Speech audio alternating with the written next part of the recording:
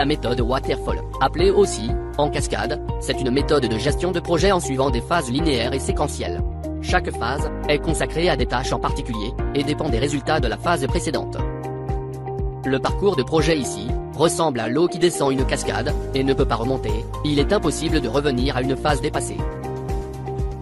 Ce cycle en cascade est représenté en général en 5 phases. La spécification du besoin, l'élaboration et la conception de design, l'implémentation et la construction de la solution, l'intégration et la vérification de la solution, et la maintenance.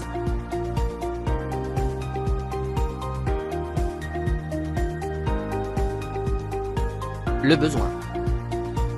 Au démarrage d'un projet, il est important de définir et d'identifier les besoins et les exigences afin de planifier les phases qui suivent.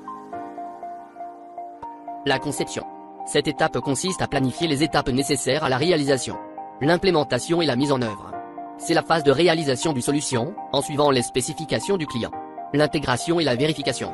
Une fois le projet est terminé, il doit être testé et vérifié, s'il répond bien à toutes les exigences. En cas de problème ou d'erreur au niveau de livrable, l'équipe les solutionne jusqu'à ce que le client soit satisfait. La mise en service et la maintenance.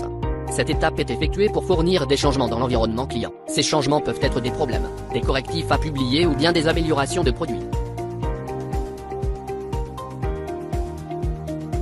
Le modèle est clair maintenant. Mais attends, avant d'adopter cette méthode, il faut savoir les avantages et les inconvénients. Allons-y.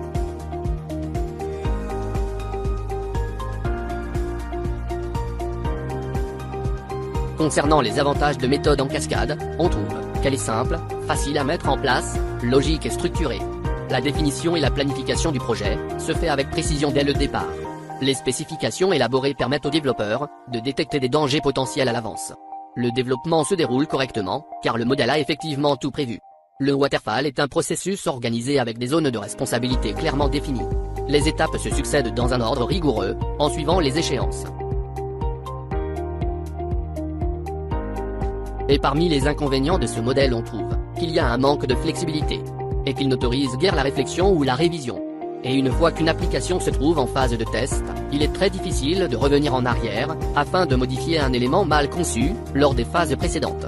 Les risques de déception du client sont plus grands, puisque celui-ci ne voit le produit qu'à la livraison, il se peut que les attentes du client ont changé ou évolué. Les changements vous obligent de revoir le projet dans son intégralité, ou presque, et cela génère des retards et des coûts supplémentaires. En général, cette méthode n'est pas adaptée aux grands projets qui sont plus complexes. C'est tout pour cette partie, on a vu c'est quoi le waterfall, et ses avantages et inconvénients. Merci de nous avoir suivis, soyez précieux. Et partagez la vidéo. Ah oui, n'oubliez pas qu'on est présent sur Twitter et LinkedIn aussi. À très bientôt.